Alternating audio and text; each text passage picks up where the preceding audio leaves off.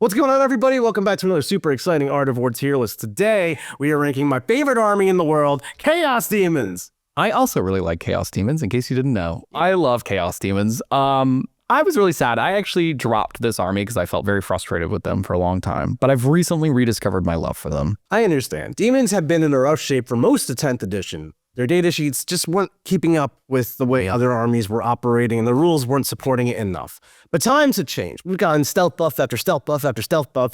Our data sheets are actually significantly different than they used to be, and a lot of them have gotten a lot better over the years. A lot of them are way better, right? I think it's about time that we really take a look again at what's really going on with demons. They've supported decent win rates recently. They're doing okay in events, right? Scintillating. Ran them out of tournament, did really well. That's right. I just took them to ATC. I had an excellent run with them. I was very happy. We won ATC Florida with that our build. It was actually really quite cool. I was running a Khorne heavy demonic incursion build. I actually have it in the Discord if you want to check it out there.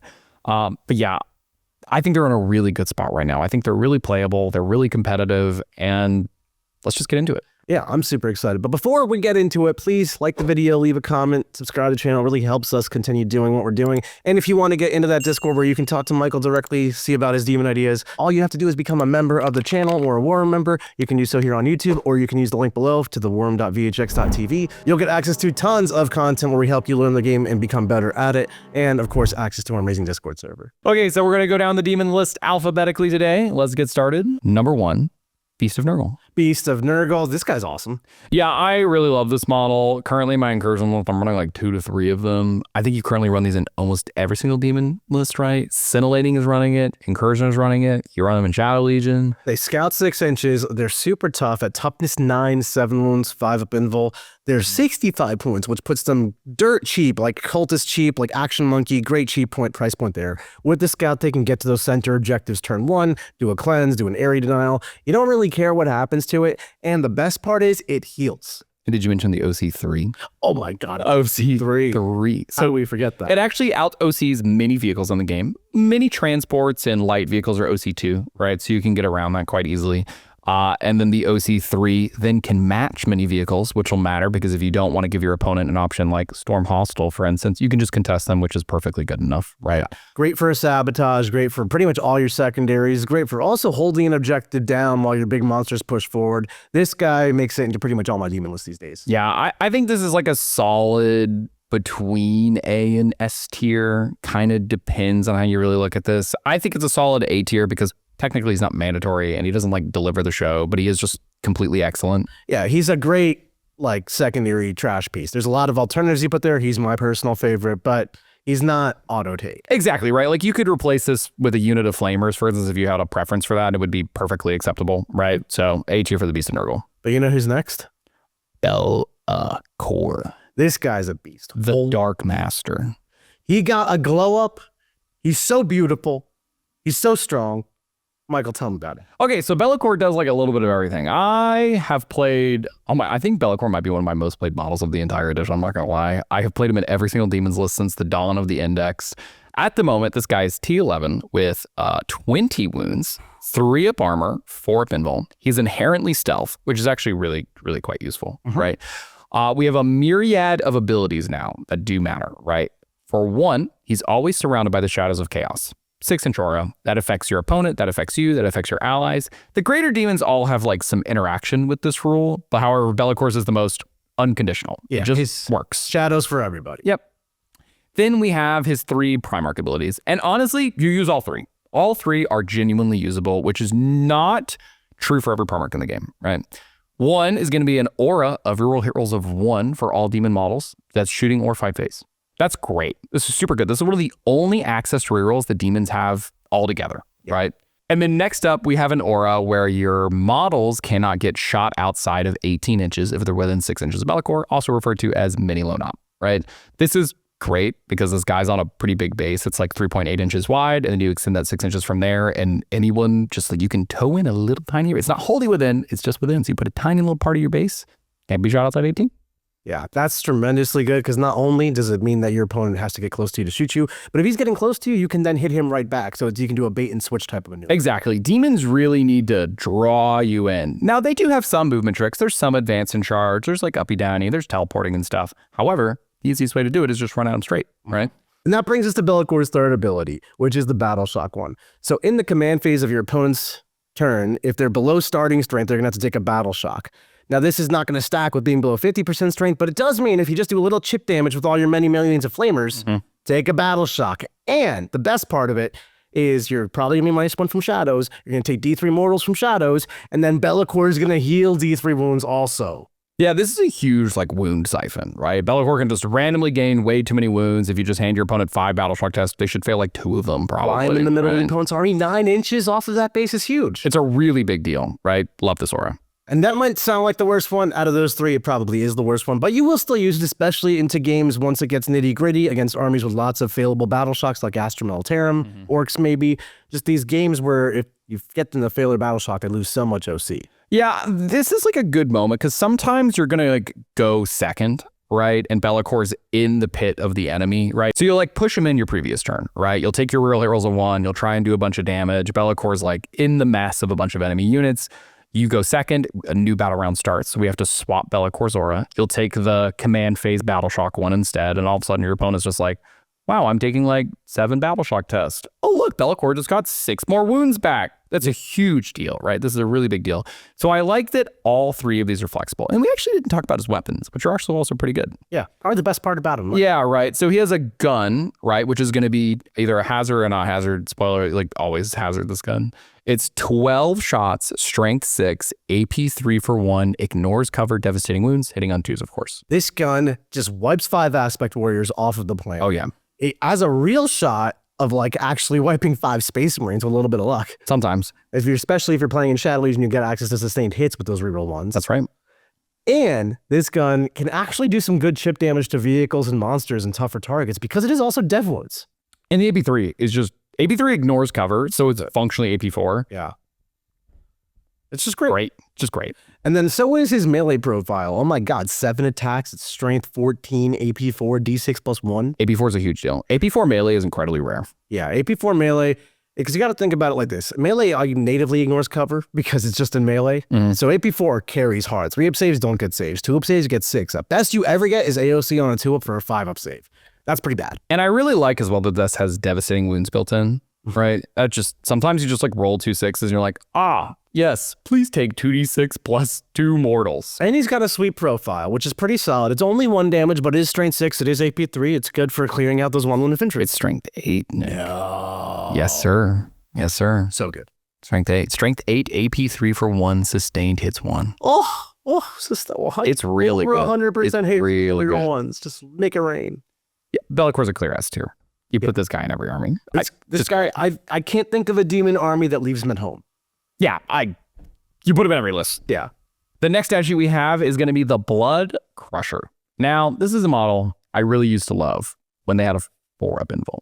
We talked about how Daemons Datasheet's changed a lot. Most of them are buffs. Some of them are not buffs. Yeah, so Bloodcrushers did retain that on the charge for every model in the unit on a 4-up, you do D3 mortals to the enemy. That's great. That's a great ability. So a 6-man on average produces about 6 mortal wounds on the charge. They're T7. They have a 3-up armor, 5-up invul, sad face, 4 wounds. That part's good. Yeah. Just 4-up invul versus 5-up invul. It feels so rough.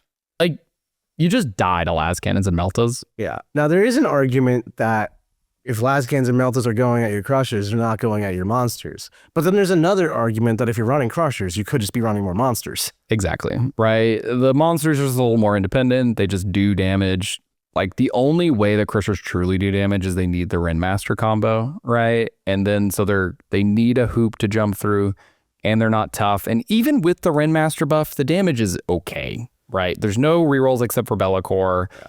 You get Lance on the horns, but like it hits on 4s, right? Also, it's 2 attacks that are 2 damage and 4 attacks that are 1 damage. And it's ultimately not that much until you start buff stacking on it, which if you're doing a Khorne build, that you probably do run Bloodcrushers. Yeah. Generally speaking, not that great. Yeah, I used to even like them as like little 3-man sometimes, like 3 dudes with a 4-up invul and their OC2. I love little 3-man crushers. Yeah. In my mind, I think that's actually way better than the 6-mans, but we're splitting hairs here. Yeah, I would agree. I think this is just gonna go to like C tier. I think C tier is fair for the crusher. Right, like you're gonna run these in the Khorne build. If you're spamming Renmasters and you want to play it that way, you will take crushers, right? But they're just not gonna find their way into a lot of builds. But it's baseline fine. But right after Bloodcrushers is the next blood unit, Bloodletters. Bloodletters. I like Bloodletters. They kind of glow up. They're move 8 now. They are move 8. They also are still 2 attacks at 5/2/2, and you're like, oh, well, we just said how bad that was. Their shoot ability is not real, but that's fine. It's Desperate Escape when you fall back. That's pretty good. Okay. That's not bad. Especially if when you take the Bloodmaster, which we'll talk about later, you get 6-inch Consolidate, and you can like touch a bunch of stuff. Cool. I like that. So now they used to have the rule of reroll when rolls of 1 in melee. Clearly, if I had to pick between a Desperate Escape and a reroll when rolls of 1 in melee, I would take the reroll when rolls of 1 in melee on my melee unit. However, the Desperate Escape genuinely does have some use. Doesn't work on monster vehicles, but you know. I think you can both stack upon them with the Corn build, with Renmasters and characters and all that, and have a really hard-hitting unit, a genuinely hard-hitting unit, especially if Scarbrand's nearby. Or you can just use it as a cheap little OC bomb to go attack an expansion and, you know, just get 5 points off your primary opponent's score. Yeah, because in Shadow Legion, they natively advance in charge, right, with move 8. That's just good, right? There's nothing bad about that by any means. And then in Incursion, that's usually, or the Corn build, that's usually where you'll see kind of the Renmaster stacking and all that stuff, where even just one Renmaster buff makes it so this unit is 2 attacks each at 6/3/3.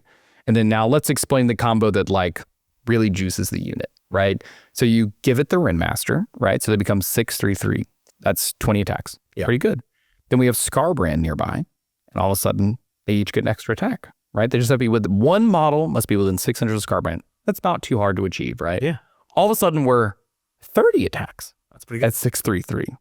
Wow, that's pretty good for 110 points, right? Now we're going to add either the Bloodmaster or Skulltaker. So the Bloodmaster gives the unit +1 to wound, as well as a 6-inch Consolidate. Both actually like perfectly fine rules. And then the character themselves hit very hard. We'll kind of come back to them, but they're going to be AP 3 for 4 between 6 or 7 attacks with the Scarbrand buff, right?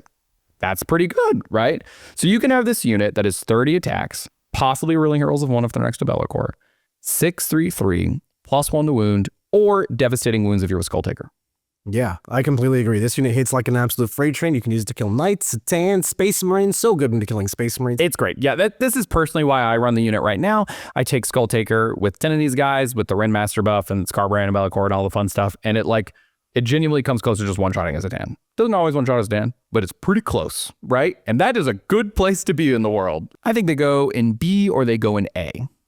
I think as a baseline troop, I kind of like it in B. Yeah, I think B is probably pretty appropriate because they aren't independently good, right? Like they do need some help to kind of get there.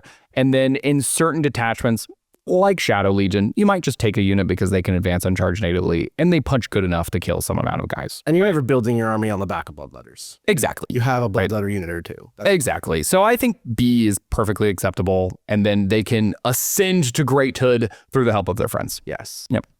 Next up, we're going to have the Bloodmaster. We kind of just talked about this guy a little. He gives Bloodletters +1 to wound and a 6 to Consolidate.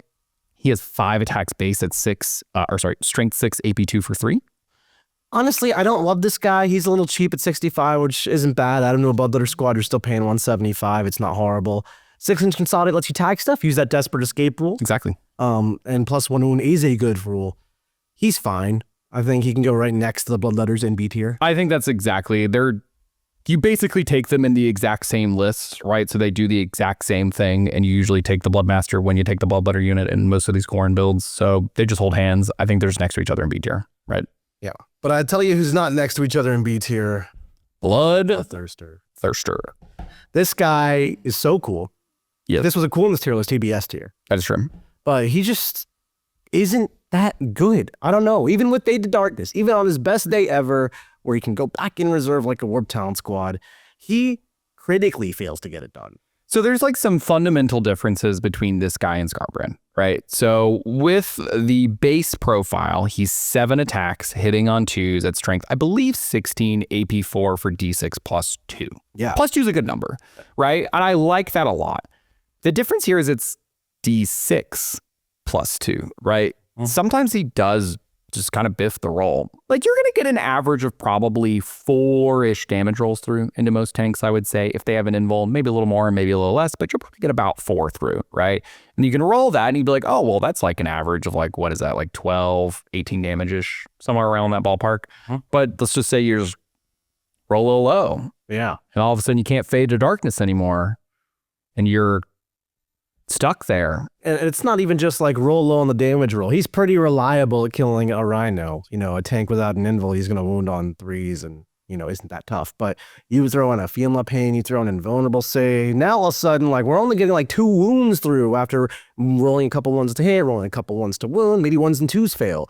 And then, you know, they get a 4-up save or a 5 save on their Invulnerable. Then they have Feculent Pain, you're not killing anything.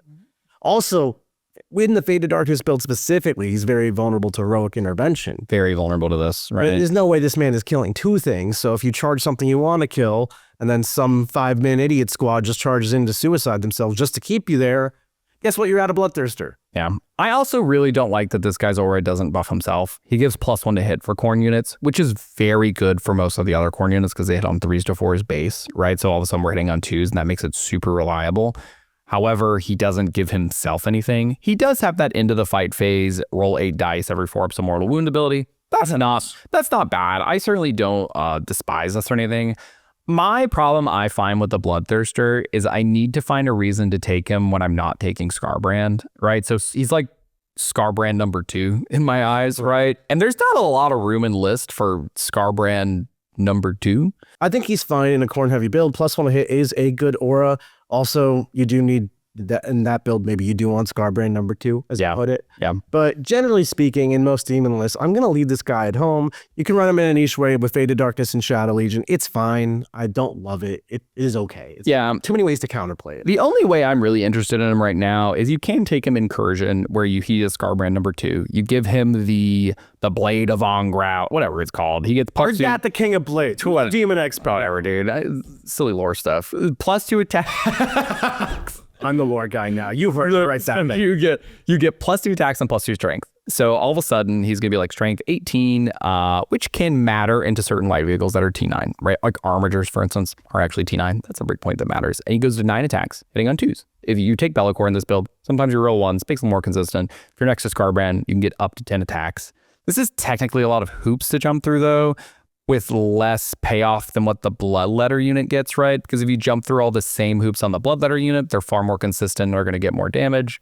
Whereas the Bloodthirster also, like, 18 wounds, I'm not a fan of, right? In terms of defense, he's actually not that tough. Like, T11 is nice, but just, you know, 4-up invul, 3-up armor, he's fine. But he's going to be on the front line. He's going to be on the front lines, right? Because like the Guo, for instance, you know, gets a Feel No Pain. Be'lakor has inbuilt stealth to kind of protect him. He plays a little further back in the beginning, and so there's a little change. Scarbrand's going to try to ingress in. Maybe he gets killed after he's done. And he gets 2 more wounds as well, right?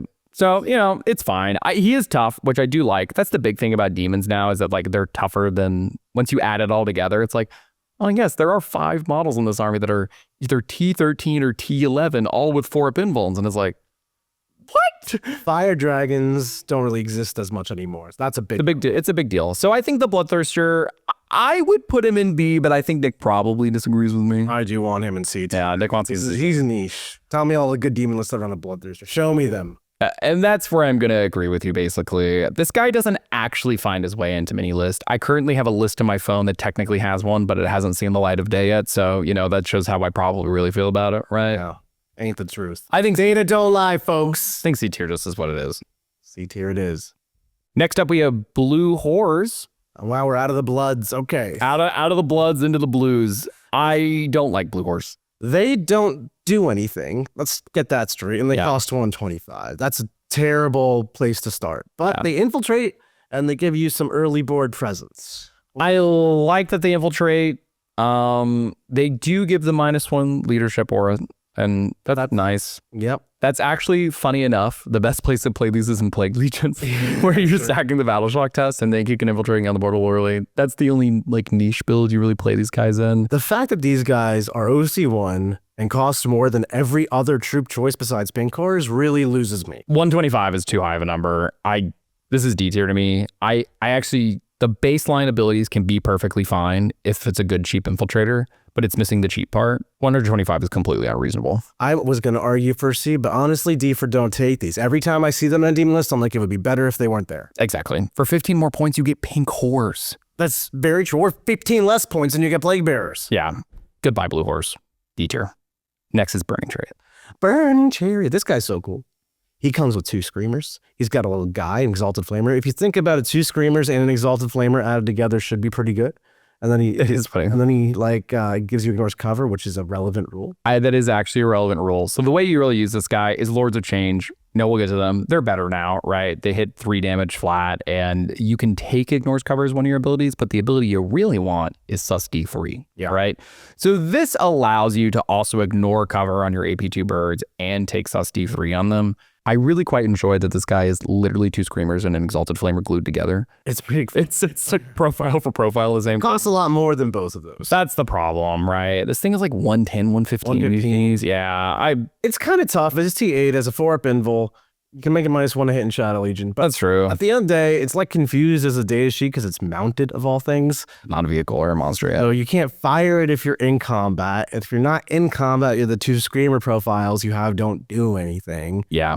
He's 115, which isn't cheap. It's like average costing. I could have another troop squad, basically, or I could have half of a monster. I just find him not really making lists. He's okay in Scintillating Legion or something like that. I've never put him in a list. So next up, we have the Changecaster. This is the character that's generic and joins the Pink Horror Squad, or the Blue Horror. Or the Blue Horrors. Now, what does he do, Michael? So what he does is he gives them sustained hits, which is terrible because their guns are not good. Yeah. They're 4/1/1 bolters. This is like giving Space Marine bolt guns sustained. Like, who cares? No one cares about that. And then his second rule is he selects the target that he shot, give him a battle shock test. 1 major downfall. Infantry only.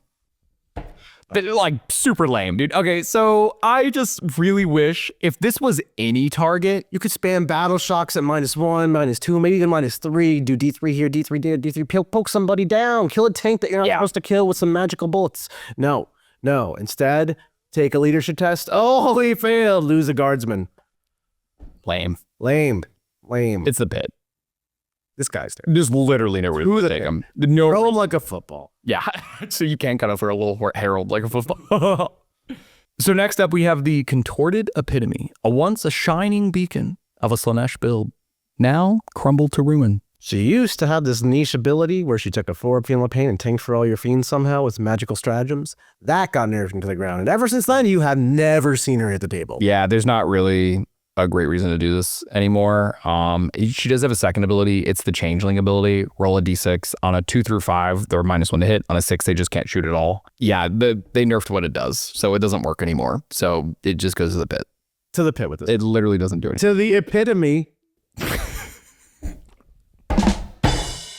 Put the snare drum sound in there. We got that was actually good. That was way too good is what that was. Next up, we have Daemonettes. So these guys have received quite a few changes, actually, from their own girls, you know? Some of them could be.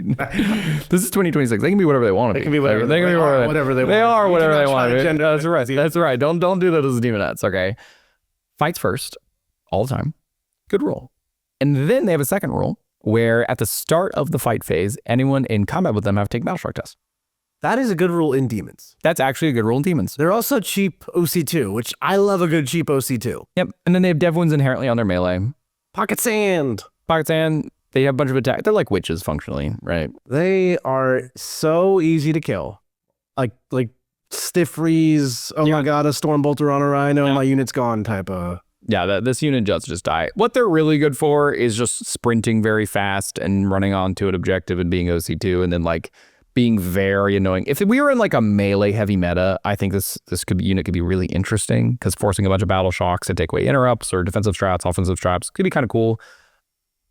We're not there. Right? So I have no reason to take this. But they're also fine as a basic troop for 100 points. Honestly, they're actually pretty decent as just like skirmishers because they aren't that fast. They are OC2 and they do pocket sand. So if you do find yourself in a situation where you just need to hit the hard thing, tossing Daemonettes in there, rolling a bunch of attacks, rolling for 6s, doing a few wounds. It's not the worst. It's not the worst thing in the world.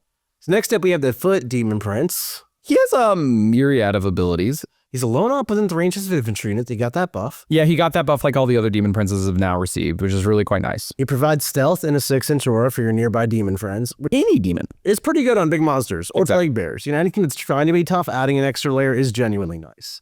And then finally, once per game for a phase, he can just say, I have a 3-up invulnerable save.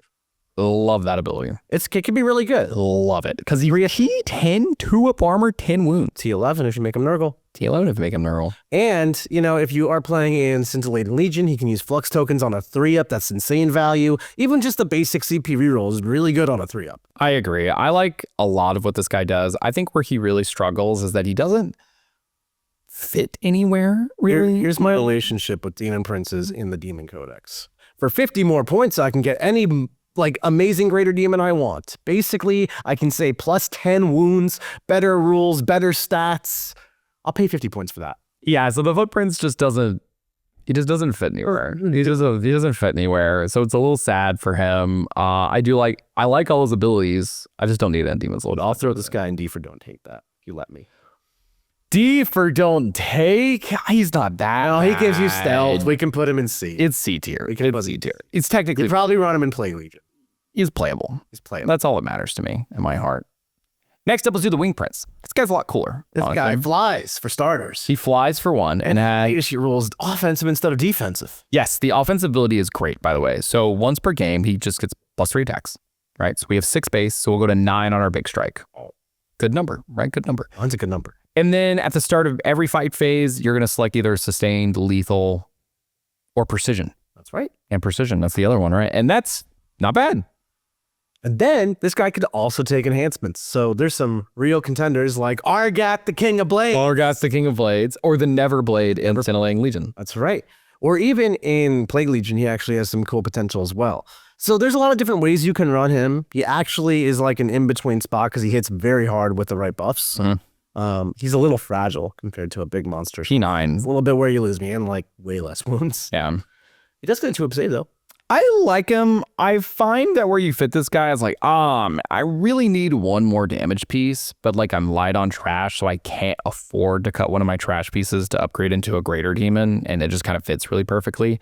There's also the upside that it's much smaller, so it's easier to rapid ingress in specific places. The damage is pretty consistent, honestly. It doesn't really need a ton of support in order to get the job done.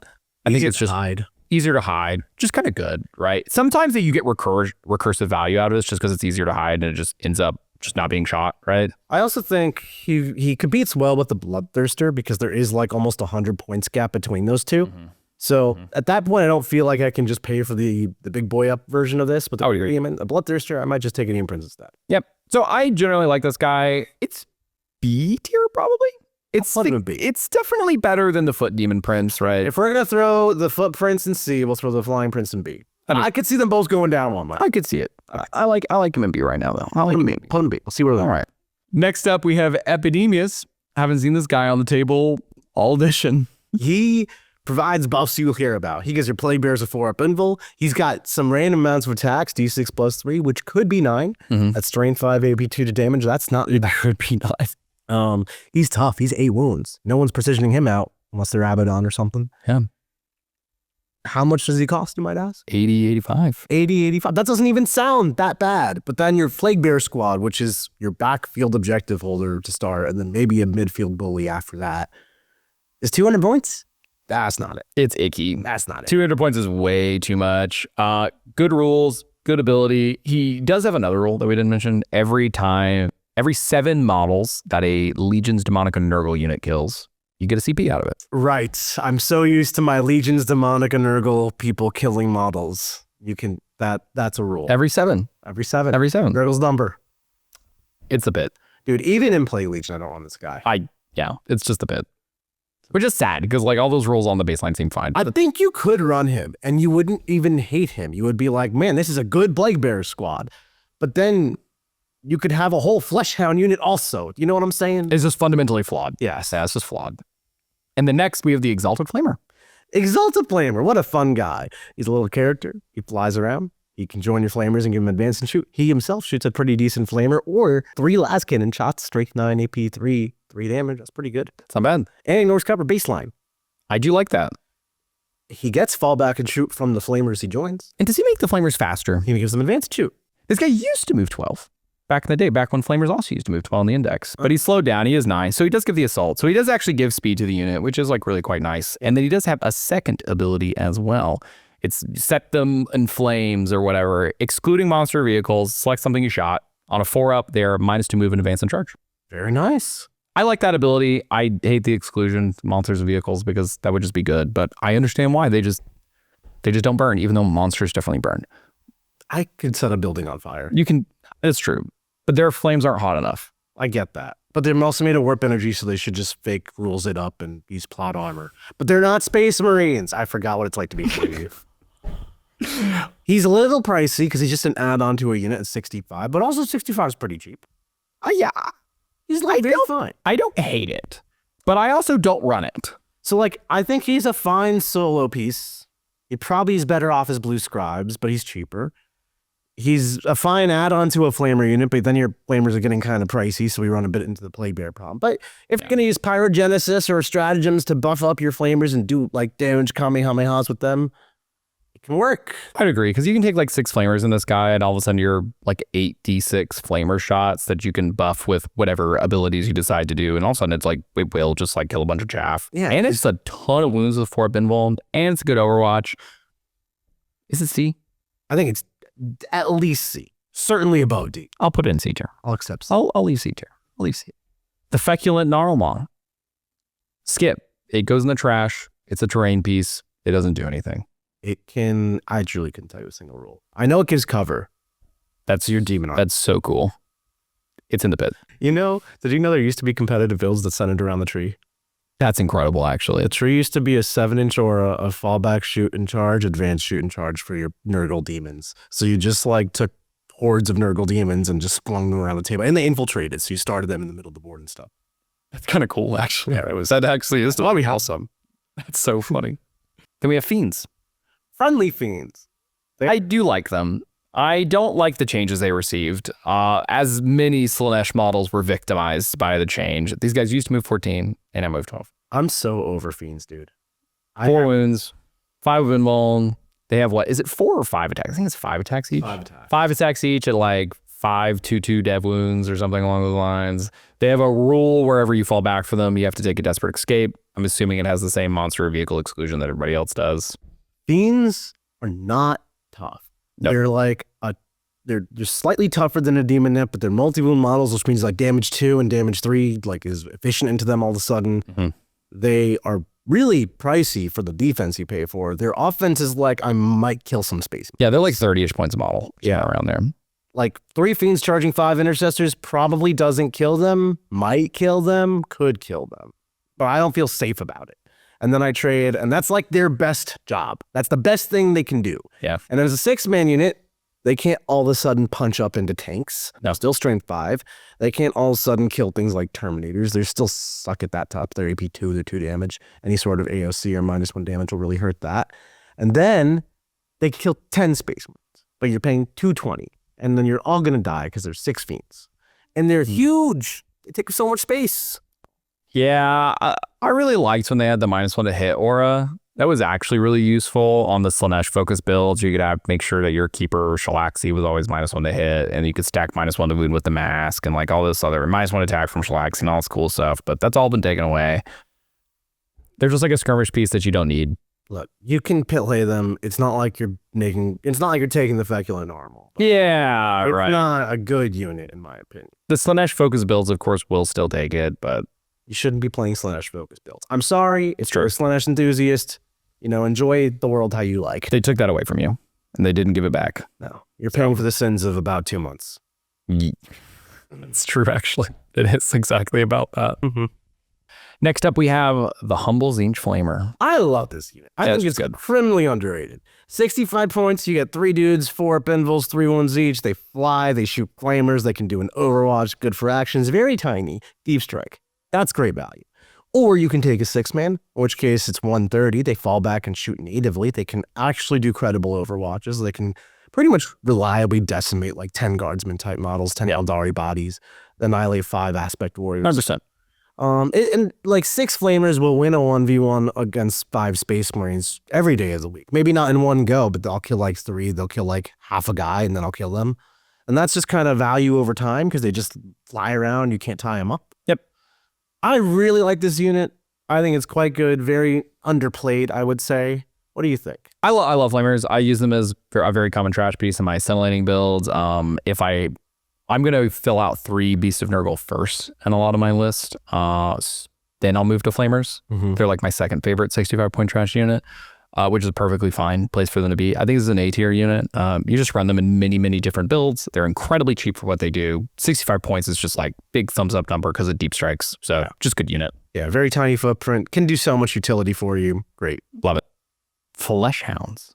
Another awesome skirmishing piece. Demons have a lot of skirmishers. Flesh Hounds got mega upgraded when they got their little rework. Free up down. Free up down on a deep striking unit that has a huge profile or a very tiny profile. Yeah. Like, so you can screen with this unit or you can sneak into a little corner. Because another thing you can do sometimes is where you'll just like line them up against the edge of the map.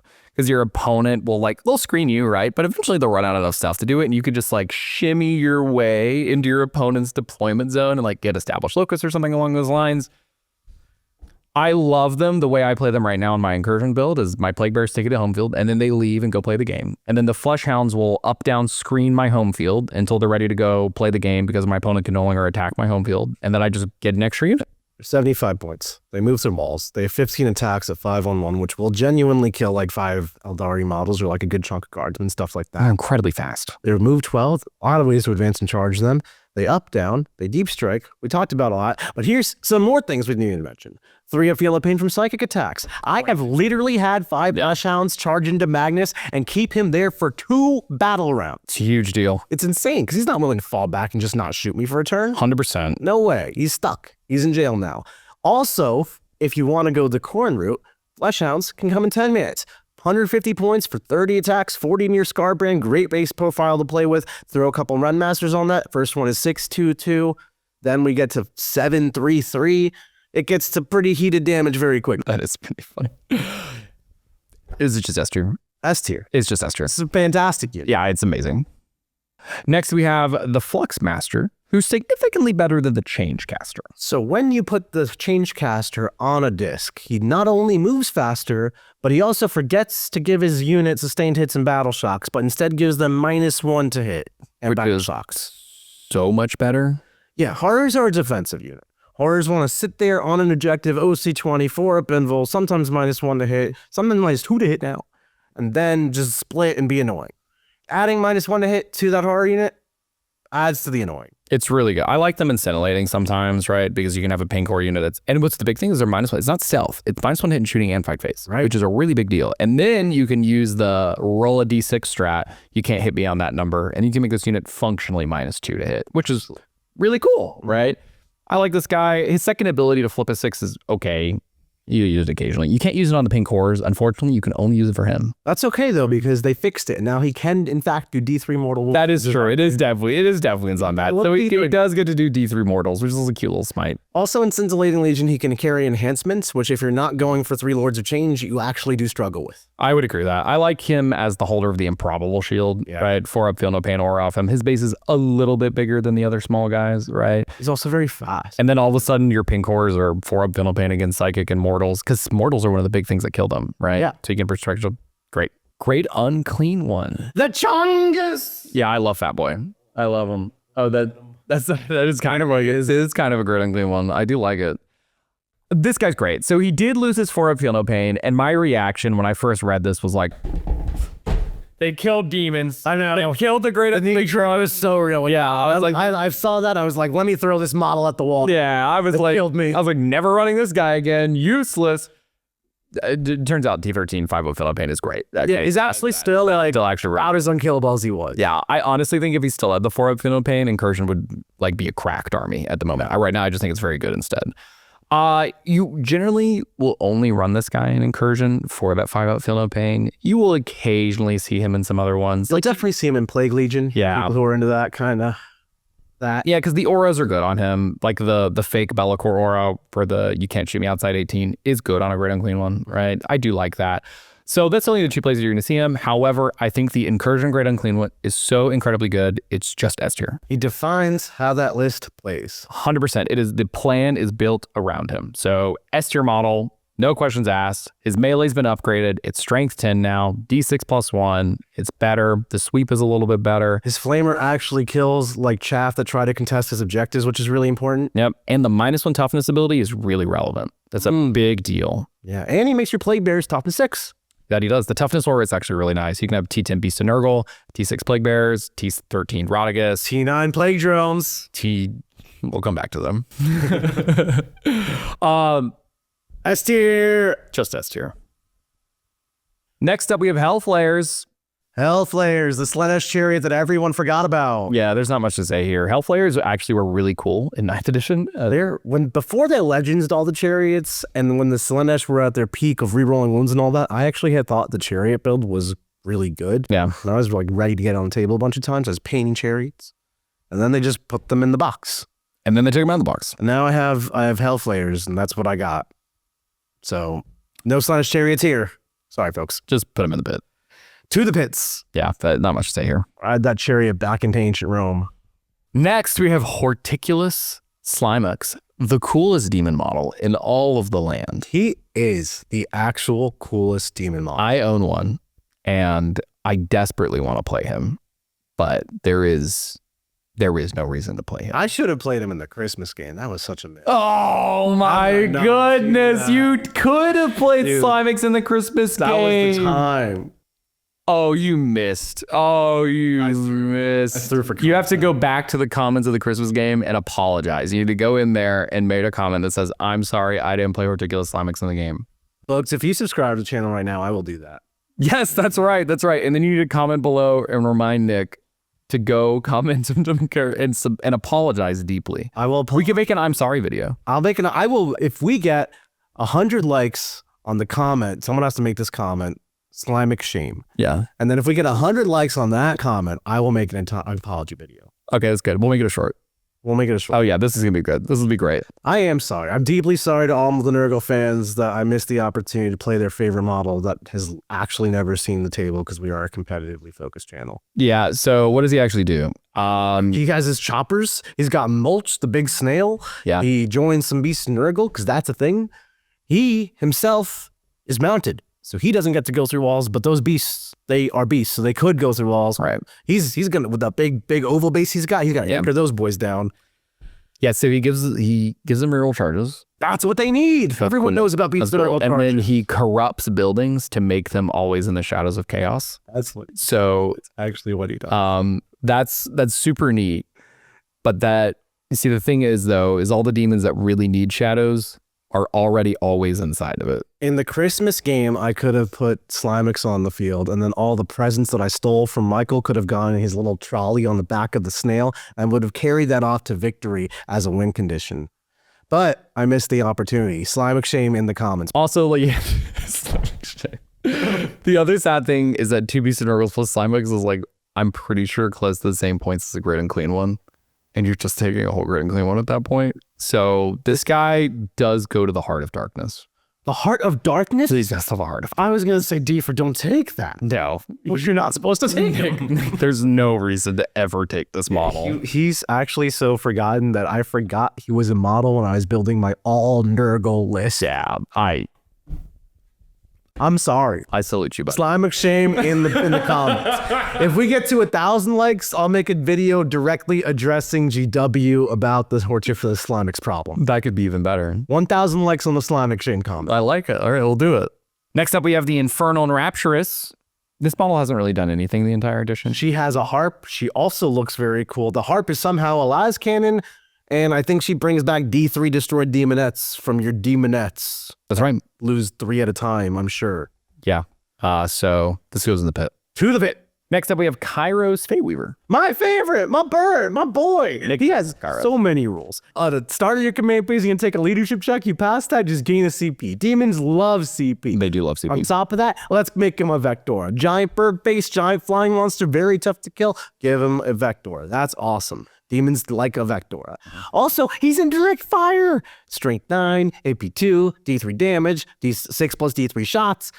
Very good indirect fire, I would say, as far as that goes. And somehow, through all the eons, he's decent at melee.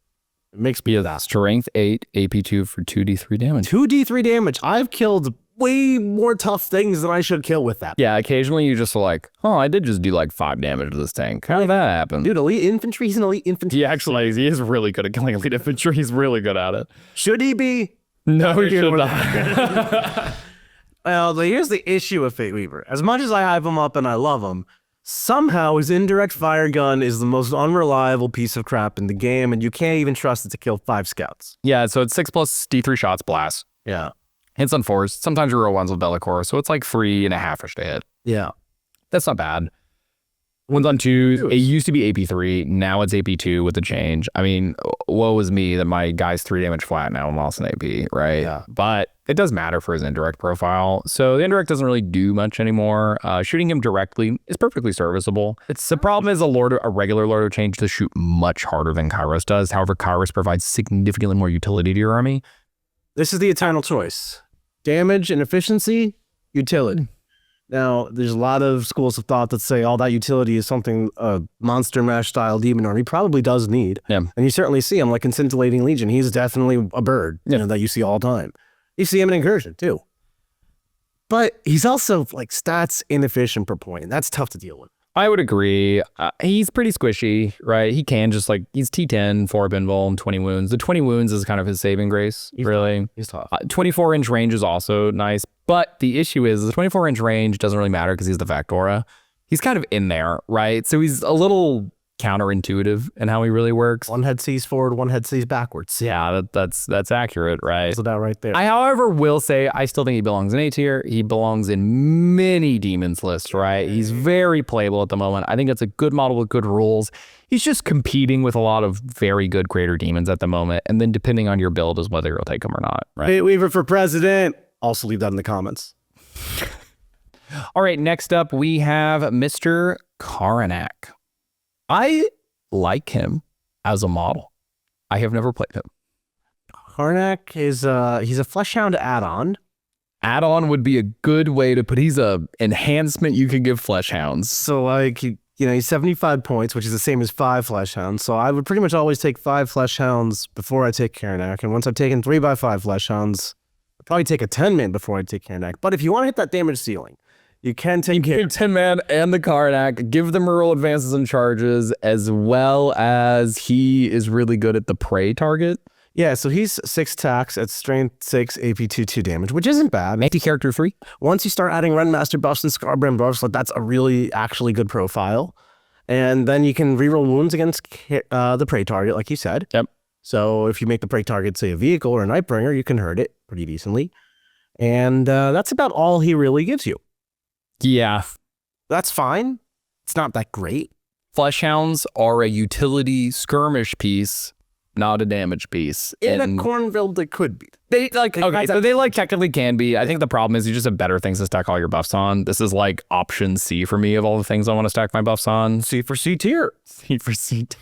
I unfortunately do think Karanak goes in D though. You don't think you take him? I don't take him. I have never seen a list with this guy. He's super cool. He just is not going to belong at the end of the day. At least he's not in the pits. Poor Slimux. Next up, we're going to have the Keeper of Secrets, once also a wonderful data sheet that has been destroyed by the great Slaanesh rework. These are my Keeper claws.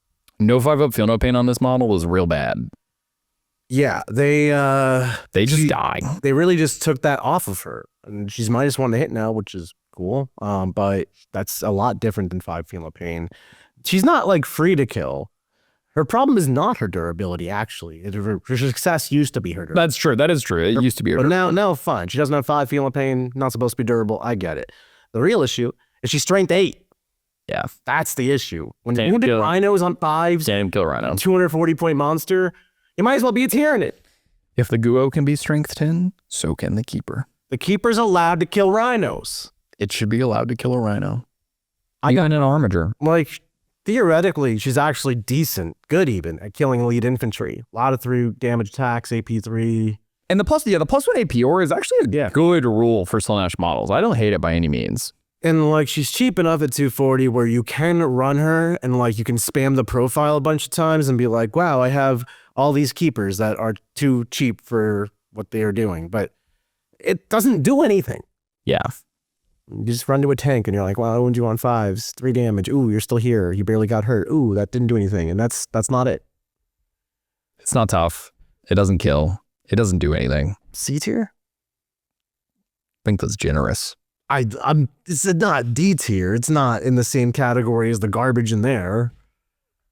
I'll put it in C, but it might belong in D. I'm putting It might. I'll put it in C, but it might belong in the D tier. I'll take a keeper before I take Fiends.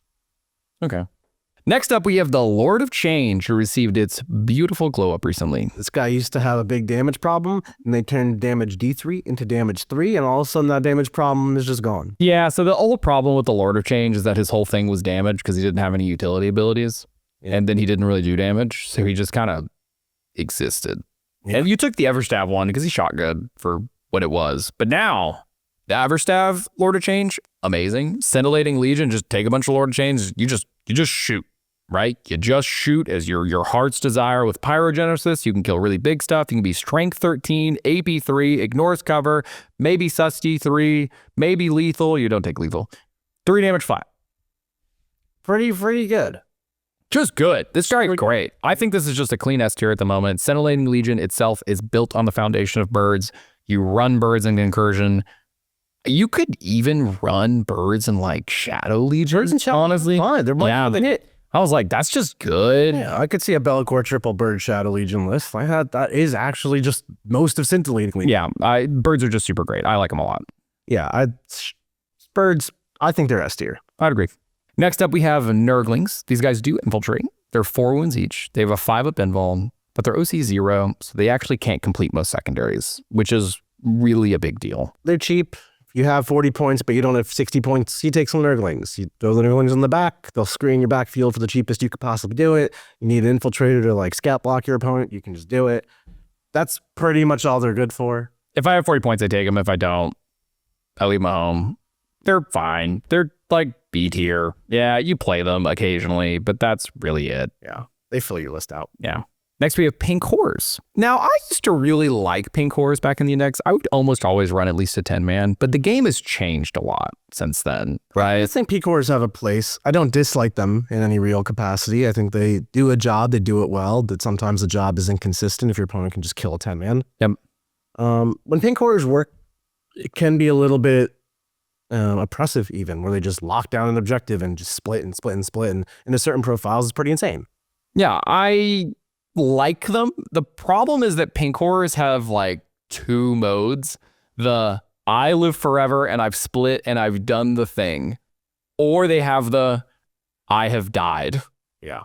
And I don't like that aspect of them for 140 points, right? I don't like that I get extremes of value on them. Mortal wounds get around their splitting, right? Which is really easy to do between tank shocks and grenades just being accessible in the game, right? And if you take on Fluxmaster with Improbable Shield and Scintillating Legion, we're looking at a 240 point Pink Horrors. Super expensive, right? Super, super expensive. So I'm not a big fan of where pinks currently lie. I also think they're a respectable unit that you can run in certain moments. For instance, Shadow Legion Pink Horrors are pretty good. Right, I like them quite a bit. They're -1 to hit.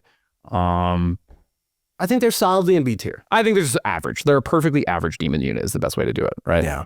Next up, we have Plaguebearers. Into the Plague. This is just super good, right? They sticky in the command phase. They're T5. They're 2 wounds. They have a 5-up invuln. OC. They get +1 to charge. T6 near Great Unclean One. They're awesome. They are weird because you don't look at them and they're like, what does this unit do so much better than anything else? But it's actually very consistently durable, and it's consistently durable high OC. So complements your monsters who are low OC.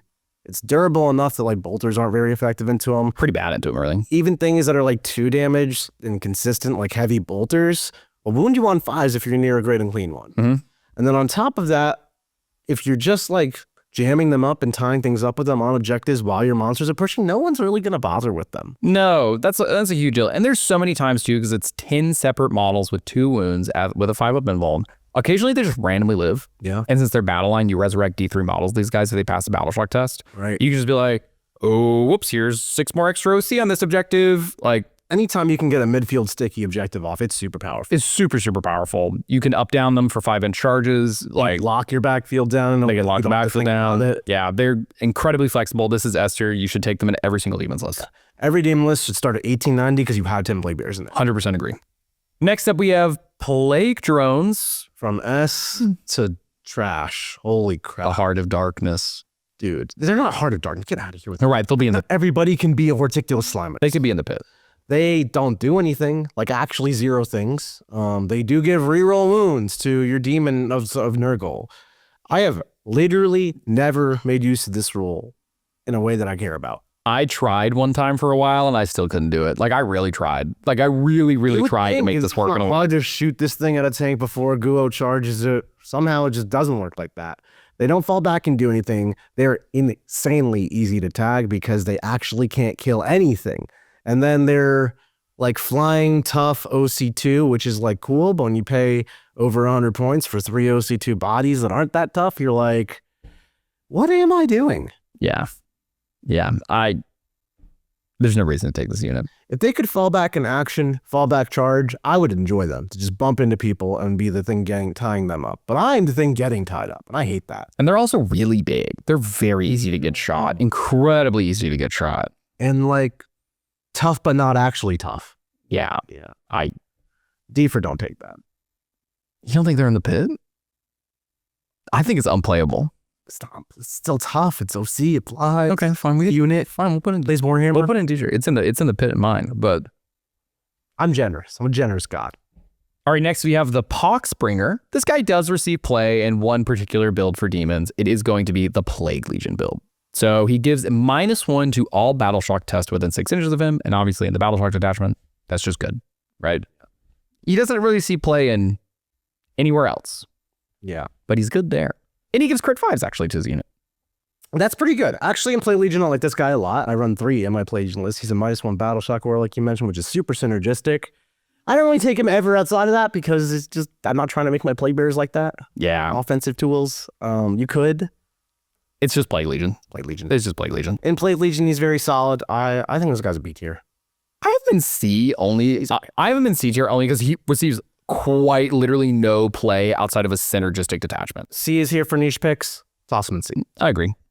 Next up, we have the Rindmaster. You love this guy. I love the Rindmaster. This is a model I have played forever and forever and forever. I'm not crazy on the triple Rindmaster stacking or anything like that. I like just one. I think one as an independent piece is also perfectly serviceable. So what does this guy actually do? He's a mounted D9, 9 wound, 4 invuln guy. That's very good profiles, right?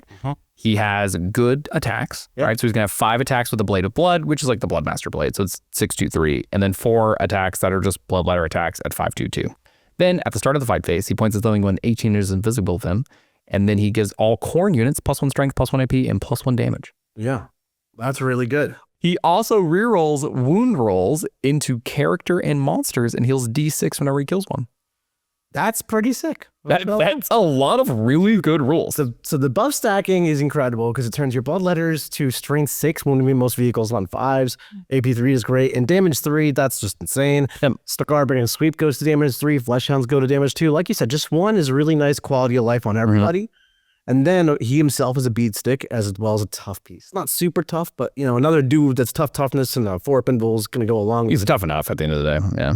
And then beyond all that, you can, if you want to go Khorne heavy and take 2 or 3, split the buffs. I do agree. I don't think you need all 3 of them on the same target. That's ridiculous overkill in most cases. But, you know, having 3 units get +1 damage is super strong if you're going to go that heavy on the Khorne.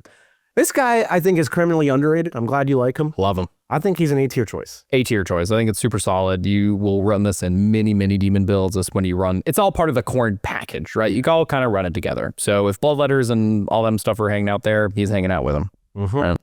Next, we have Rodigus, my arch nemesis. What? I hate this guy. Michael hates Rodigus. I hate Rodigus. You cut him out of your incursion list. You can't kill him when you're not on a damn ever. Why not like Rodigus? Okay, so I love Rodigus as the data sheet, but every time I play against this guy, it is specifically Rodigus that always scams me. every single time. Whatever this guy needs to do to live to my army, he will live. He will. I'll never forget the day that I fired like 3 tank bustas, charged him with a bunch of beast snagaboys, shot my full reroll to hit flashgate unit with lethals at him. It's okay, he lived. I remember. I threw a grenade at him. We paired Michael's orcs into the demons. We were like, that's got to be a green for us. Michael said it's a green for us. Everybody knows orcs are good in demons. Tells me he can't kill Rodriguez. I'm like, what do you mean? He's just like, he's got my number. He didn't die. He just didn't die. He just doesn't. We loved. Rodriguez is amazing. I mean, he's a very good data sheet. Very points efficient data sheet. Very point efficient. Also does some weird cool stuff like halves move or -2 move and minus OC to nearby enemy units. He's overall just really strong. I'll put him in A tier. Good flamer, good melee, gives +1 damage to your Nurgle units in the fight phase. So he's like a pseudo Renmaster without AP and strength, whatever. This is a solid A tier pick. Also, his aura of the minus OC is really good. He's really good in a lot of different ways. You find him in Incursion, you find him in Plague Legion. He does psychic damage to Michael. You can't discount. It's unbelievable psychic damage. Unbelievable. It was like 3 games in a row. The Broncos just wouldn't stop airing him into Rodriguez over and over. Nothing more to say about the guy. Nothing more. Just really good. All right, next we have the Screamers of Tzeentch. I love Screamers. In the same way I love Flamers. It's a flying unit that moves 14. That's very fast.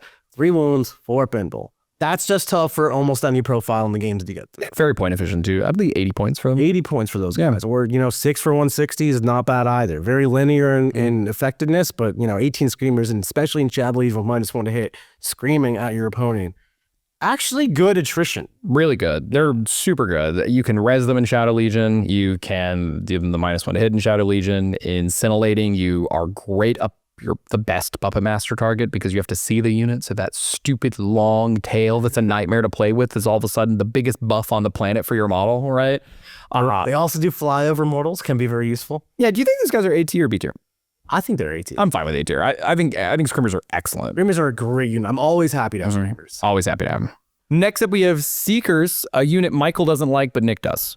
I like this unit a lot. I think if you are playing demons and you're going first, a lot of times your turn 1 is nothing happens because people hide behind terrain and your army is very short range and melee based stuff is playing incursion. So what do? You just run your monsters forward and you're like, well, this kind of sucks. I'm just going to get hit by my opponent. Enter the move block. Now, we all know I love Nick loves a good move block. These things scout real far forward. They can scout backwards, and then you have bottom of turn. Demons love a bottom of turn, so no problem if I'm going second. Let me get a nice advantage if I'm going first. We're going to scout real far. We're going to then move, advance sideways those cavalry bases. Seekers go sideways. All of a sudden, a whole, like half the table is like actually blocked. And if your opponent doesn't fly, that sucks for them. You can block angles. You can block the ability to score. You can block their ability to contest your objectives. All this on top of one move blocking while your monsters position themselves in midfield for the mid-game beatdown that's about to ensue. All enabled by the humble Seeker. This is a playstyle choice that Nick has. I don't have any issues with that. Nothing. Could I do this? Maybe if I learned. However, it's not innate into my DNA that I know how to do the great Seeker move block. What do you mean you don't know how to do it? We teach you in the war. Like I get what you do. I know what you're doing. You run forward. You move. I don't know. To me, I have better things I want to do with my time in the Demon lore. I scout my Beast of Nurgle forward. I have to cut a Beast of Nurgle to have this unit. You know how to use scout. You literally take Beast of Nurgle. You've used the rule before. Just use it again. Use it and add 3 to the move. And I did this. Just go 9. I like Beast of Nurgle, man. Orc players. What can I tell you? Meg like scout. Dude, and you're like, this is too complicated. I see the big green tough guy. I got to take the big green tough guy. Michael, just move block him. What is that? Where do you want to put him? I don't play this unit, honestly, so I'm happy to do whatever you want to do. Like I don't play it here, but now I'm insulted. I'm moving them to A. Put them in A. They're that good. Unbelievable. There's no way they're that good. There's no way. S tier, right there with Be'lakor. Next, we have the Spoilpox Scrivener. Also S tier for spoils. Yeah. Scrivening. He doesn't do anything. Doesn't do anything. Like literally nothing. He makes your Plaguebearers slightly faster. Slightly. This is not even D for don't take that. This is just the pit. Unplayable. Man, never take him. You really like the pit. There are a lot of really bad models. All right. Yeah. If I will never play it ever, there's no reason that I will ever put this in a list. It's the pit. If I can think of a reason it could happen, it goes in D. Yeah, I get that. I get that, but, you know, he's the Scrivener. He scribbles. He can scribble in the pit. Next up, we have Shalaxi, my former queen, my beloved. She's still there, Michael. You could still worship her. A loyal servant probably would.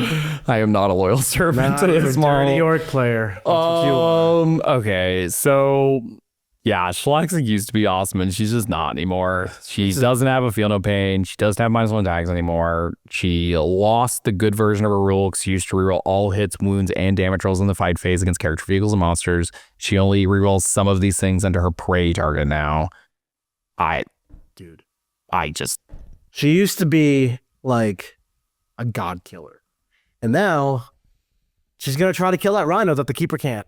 I used to just like solo game sometimes with Shalaxi. Like I genuinely in X would play my game. I'd be like, okay, so Shalaxi's going to go over here and she's just going to win that corner. And then the rest of my armor is all going to go over here. She's also a melee unit that's expensive. So she better be super tough because she's on the front lines.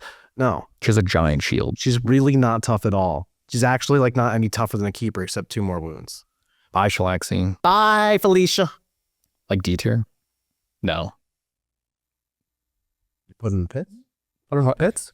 I'm honestly like want to put her out of protest because it's actually ridiculous how not good at what her job is. This is our dear list. Yeah, she should be the great queen monster killer that she was. And she's Horticulous Slimux. Yeah, it sucks, dude. It's 3 or 4. It's so stupid. Just move on.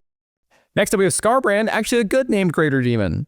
Yeah, Scarbrand hits real hard. I really like Scarbrand. So what this guy actually does is he is 8 attacks base at the strength 16, AP 4 for 6 flat. Great. He has a good sweep profile. He's like 4. It's 16 attacks actually. 16 attacks at 8, AP 2 for 2. That's really good. He has an aura +1 attack for corn units, which that means that affects himself. That's really good. Excellent. And then always advance and charge, and has a 2d6 strength 8, AP 1 for 1 flamer. That's one of my most favorite underrated abilities. If everyone sees Scarbrand, they know he's going to hit hard, just 6 damage flat on the axe. We're like, yeah, okay, I get it, I'm dead. But then the Flamer also kills you, and then the Sweep mega kills you when you do the Renmaster stack, and you're like, okay, 16 attacks becomes 17, strength 9, AP 3, damage 3, you're gone. Yeah, this is the best beat stick demons I've offered to, and he always advances and charges. That is the biggest deal of this model. He is independently good. He doesn't need the Renmaster. He can just kill the thing. He doesn't need a strat to advance and charge. He just advances and charges. Which means your Renmaster can go on the thing your Bloodletters are hitting. Exactly. And your Bloodletters can get all your Scarbrand buffs +1 attack, and your Renmaster buffs from your Renmaster, and they're going to kill anything in the game pretty much. And Scarbrand can even tank the interrupt because he's Scarbrand. Yeah, T11 3-up armor save 20 wounds is tough. Right. It's good, right? Like it's not bad. I'm a big fan of it. He's just like strictly better than the Bloodthirster. The only thing he doesn't do that the Bloodthirster does is he doesn't fly. But move 8 advance and charge is honestly good enough. I found it's fine. He's also on a round base that's like pretty maneuverable on all the tables. It's perfectly fine. It's good. And he's got a better flamer. Can't discount that. Yeah. S tier for me. S tier. Next we have the Skull Altar. Not much to say. It goes in the heart of darkness. The Skull Master. Not crazy about this guy.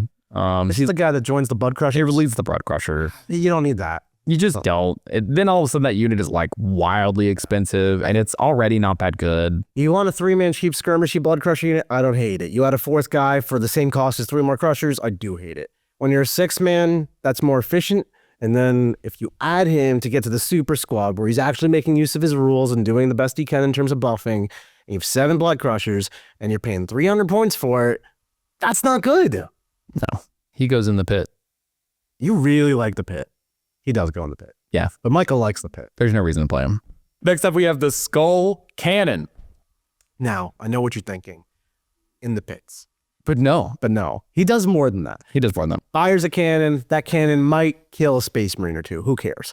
He is toughness 9 wounds with a 4-up invul for 95 points. The guy likes 9s. He can basically be an initiator of action. He can go in the middle. Your opponent has to put something real out to contest the objective that he's on or shoot him or anything. He's tough, so it's not like free to kill him. Only 95, and then your monsters get to unleash. It's not my favorite opener. But it works. he's actually good at it. And he's a battle shock cannon. He's about Which actually is relevant. Right, to be honest with you. Especially for the Khorne build that really, really doesn't want to get interrupted or like fight on death or defensive strat or whatever. That is just perfectly serviceable. I think this guy can be played. It's incredibly rare that you won't play him. I think your list is probably suboptimal if you're playing him. Yeah. But I think that ends him in D tier. Yeah. But there are worlds that you can run this model. I'll put him C tier. C is for niche pick. I would nichely pick the Skull Cannon. Okay, fine. He can go in C tier. Yeah, Skull Cannon. Fine. There he goes. I ran a Skull Cannon on the channel. That's how you know. Next up, we have my homeboy Skull Taker. I love this guy. I love him so much. So what does he do? He gives devastating wounds to his Bloodletter unit. He rerolls all hits and wounds into character units. Every time he kills a character, he takes their skull. He gives you a CP. He has 6 attacks base, strength 6, AP 2 for 3. You give him the Rendmaster buff, strength 7, AP 3 for 4, dev wounds, also rerolling all hits and wounds. And then all of a sudden you give him Scarbrand, 7 attacks. Also, your Bloodletters benefit from those dev wounds, right? So they're 30 attacks now if they're scar branding it up. And even if we're not Grandmaster stacking and we're just 2 damage dev wounds, that adds up at that point. Yeah, so I run this guy very specifically because of Satan / Forb and Bolton kind of knight meta. We kind of There's so many character units in the game. I mean, like Satan, obvious example. Knights, obvious example. Space Marines led by character that's like anything good in that army besides tanks. Yep. There's just lots of characters out there, and you're going to find great value because everybody takes a character and you hit it really hard. 7 attacks with Scarbrand, strength 7, AP 3 for 4, reeling hits and wounds, dev wounds is an amazing melee profile. Also, It's genuinely amazing. great in the mirror, actually. Yes, excellent in Demon Mirror. It's incredible in Demon Mirror. So I love Skull Taker. I will not currently leave home without this guy until we are free of our Satan overlords. A tier? A tier for sure. At the moment, that can contextually change. Like, for instance, the Bloodmaster is sometimes better when you're into not invuln targets. Skull Taker's definitely not been A tier the entire edition. I would 100% agree. But since we're in such a heavy invuln character meta right now, Skull Taker is nichely excellent. Awesome. Yep. Next up, we have the Sloppity Bilepiper. We're done with skulls and we're into slop. We're done with skulls and into the slop. What a great day. So this guy has 2 rules. If he's leading Plaguebearers, he can give them +1 to move, and I think he rerolls advances as well. But the important rule you really care about, at the start of the fight phase, anyone within 6 inches of him must take a Battle Shock test. Everybody loves Battle Shocks. Yeah, this is really good, particularly with the Shadows of Chaos and how it interacts with your army. He's 55 points. He's very tiny. This is just perfectly fine. I'm going to put him in C tier as technically serviceable. He's a 55-point deep striker that gives you battle shocks. That is excellent in Plague Legion. He's currently in my incursion list because he's 55 points. He's your cheapest option to like put a unit on the field that has OC and does something. And then Deep Strike really enables a lot of actions for you on this guy. The battle shocking thing can be actually huge if you battle shock like a melee unit that can no longer interrupt or -1 damage or something at the right time. Super niche, but you know, that's what C tier's for. Yep. I love this guy. Next up, we have Syll'Esske. Syll'Esske. Now, I'm a Syll'Esske lover. I also really like Syll'Esske. She's been up and down in terms of like the game, in terms of when she's been really good or when she's been bad. She's seen play this edition, hasn't actually seen any rules changes. She functions basically always the same, and I don't think her points have either ever changed, actually. Yeah. So it's 9 wounds with a 4 pinball, right? It's not bad. I think it's like T6, something like that. Yeah, T6. Has 6 attacks with an axe at 3 damage, 6 attacks with the little Daemonettes, whatever.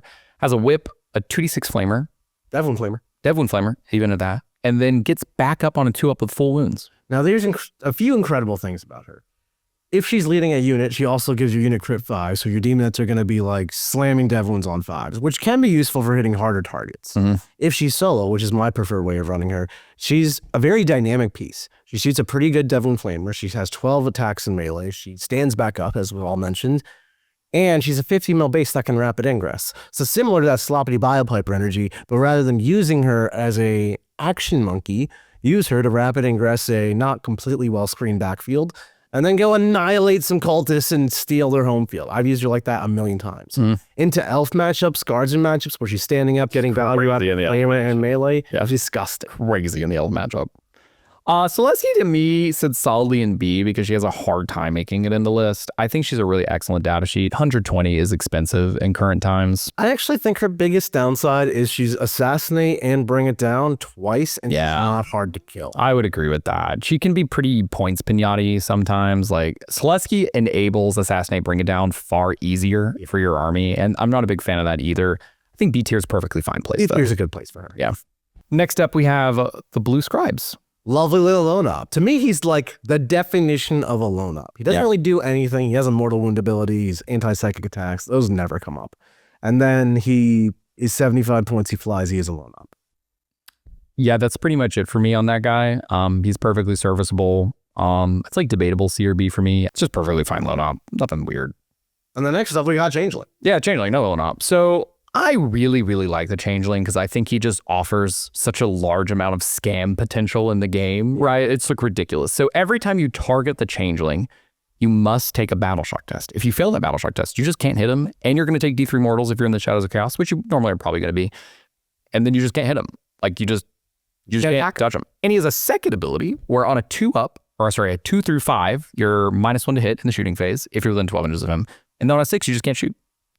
I would like to add to the scam potential here because while you're not hitting him because you failed your Battle Shock, you're also Battle Shocked, so you have no OC. So if you charge Changeling and you fail your Battle Shock, I just hold the objective. No matter what happens, I just do that. It's pretty scammy, as you said. I will never forget the day in the early index when you could ally demons like freely with the Cult Legion. I was playing in Thousand Sons. I charged 10 Beast Sniper points into a Changeling on an objective. I failed the Battle test, so I just sat there with the Changeling and couldn't take the objective away. And I was like, wow, this is the most annoying model I've ever carried against in my life. One time I was playing in Space Marines with a Changeling. I rolled the 6 on the Repulsor Executioner. Oh my gosh. Just couldn't shoot me. Couldn't shoot the Repulsor. Just couldn't shoot the Repulsor Executioners had to take the turn off. Okay, so back in the day, we're talking old. Okay. This is a history lesson, Michael. Oh, I'm listening. The way Changeling used to work is you'd pick a unit in the shooting phase, like within 24 inches invisible to them. So like any unit, basically. And they take a leadership test. Everything that was like scary and shooting and good in the game was like leadership 9, leadership 10. You have to roll 2 dice equal to under your leadership to pass. Mm-hmm. So you only fail by rolling like on an over 12. So you tell this guy to take a leadership test. If he fails, you get to shoot with that unit instead. So I would like play against the Space Marine army, right? And they got their big tank guns, you know, whatever. And all of a sudden, that big tank gun is going to blow up my Fateweaver, my Bloodcrushers. Oh no, take a leadership test. Oh, you rolled an 11. What if your big Space Marine guns blew up your screening unit or blew up this gun that I couldn't access before? Oh, it was great. So not only am I not getting shot, but they're dying. Changeling's peak. Warhammer was a wild time back then. Roll 2 dice, lose the game. That's why I started playing in 9th edition. Oh, I love the Changeling. I think he struggles to find himself in lists, though, partly because the scam potential, while it's amazing, is also inconsistent. So then you're paying 90 points for a lone-up who didn't do anything. Yeah. And then on top of that, 90 points is like almost a Plaguebearer squad. You know, it's just kind of a lot. I would agree with that on that. I think this guy is going to end up, to me, I like him in A or B. I think either one is acceptable. I think he's probably closer to B tier, though, to be honest with you, because 90 points is very difficult to fit into a list. If he was a little cheaper, like when he was 75, I'd have no problem. I probably would put him in almost every list I played, honestly, at 75. 90 is the way the points work out with your monsters and the units you actually are excited to take. He just doesn't really make it. It's plus 35 points over a beast. It's tough. A lot. A beast is great too. Yeah, it's really tough. So I think B tier is probably just fine on this guy. And then next up, we have the Mask of Slaanesh. The third zone up. They put all the one-ups together. They did put all of them together. I guess they have the Dianas in front of them. Yeah. The Mask used to be really interesting when keepers weren't what they are now, because you could make a keeper that was -1 to hit, -1 to wound, and -1 attack with Shalaxi, right? Yeah. But you can't do that whole combo thing anymore. So then now the keeper just like doesn't actually do anything. So the Mask doesn't do anything, but it is still lone up, which makes it playable off the bat. But then when you compare it to all the other run-ups, it costs almost as much as the Changeling and is way easier to kill and also no scam. Yeah. It is more expensive than the Scribes and much slower and way easier to kill. 5 Binvul, T3, 4 wounds, not 6 wounds at a 4 Binvul. I just do not include the Mask, you know? Yeah, it had a time. It's gone. And even then, it was like a very particular build I had solved. But then we have the Transweaver. Okay. So if we take the Mask, we remove the lone up ability, we let it join some Daemonettes, and that's what a Transweaver is. Yeah, so I'm just good on this unit. I don't want to invest in my Daemonettes. No. I don't want to think about investing in my Daemonettes. I don't want Daemonettes to give up Assassinate and 2 no priz points or no priz points. I don't want any of that going on with my Daemonettes. And then last but not least, the Humble Soul Grinder.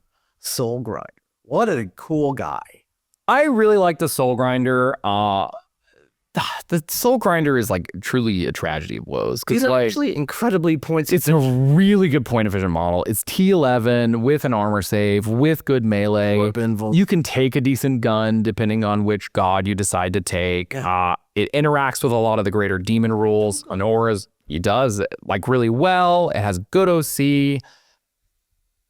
And then they gave it that base. Dude, It used to be played without the base. it was hard to play without the base because he's like a crab. But you could do it. But you could do it. You could scuttle and you could position and you could jig it to get one claw on one objective to provide OC5. And you could probably charge what else is on the objective. That's all you ever really needed to do anyway. But now this base, man, he can't even fit anywhere. Like on normal Games Workshop layouts, there's 4 or 5 inches in between ruins. His base is way bigger than that. It's way bigger. I can't go through the wall, can't go around the wall. What am I going to play one of the god-specific detachments so I can 1 CP my Soul Grinder through the wall? No, I'm not doing that. It just doesn't work. It just doesn't work. It's very sad. I think he goes in D. I hope one day they redo the terrain rules and the Soul Grinder can participate in Warhammer again. Or he gets a sick upgrade where his base melts away and he's just a crab man again.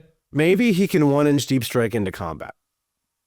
That would help. That, you know what's funny is like he's so big that's still like even so screenable that like he's still not. It's not charging what you want. Ironically, may still not work, right? Like, oh my god. So it's just D for don't take that, and that's the demon tier list. That's it. That's it. That's all. We've done the thing. Wow. So now that we've done the thing, make sure you like the video, leave a comment, subscribe to the channel. That helps us keep doing the thing. You know, this is our 2nd time ranking demons, and that's because we survived long enough thanks to you. That's right. Do it twice. So, you know. Remember Slimux Shame? Become a member of the channel. That's right. If you make the comment slime exchange, there's only gonna be one. So if someone beats you to it, don't be that guy who makes another one. Then you like that slime exchange comment a lot. And then I will first make an apology video out of 100 views for not running Horticulous Slimux. And then second, if you get 1,000 likes on that slime exchange comment, I will do a video directly addressing GW to make Horticulous Slimux better. You Nurgle demon lovers, that's for you. That's for you. That's for you guys. I think that's going to wrap us up, and we will see you guys next time. And subscribe to the Worm. That's right. Check out the worm.vhx.tv. Start your 3-day free trial. You can see lots of cool strategic content. We have lots of stuff where we either level up your game, extra battle reports, or we just tell you how to get better. That's right. Tons of battle reports, tons of cool stuff, all helping you get better at the game. Check it out. And then hello, theworm.vhx.tv. Until then, we'll see you next time. Later, guys.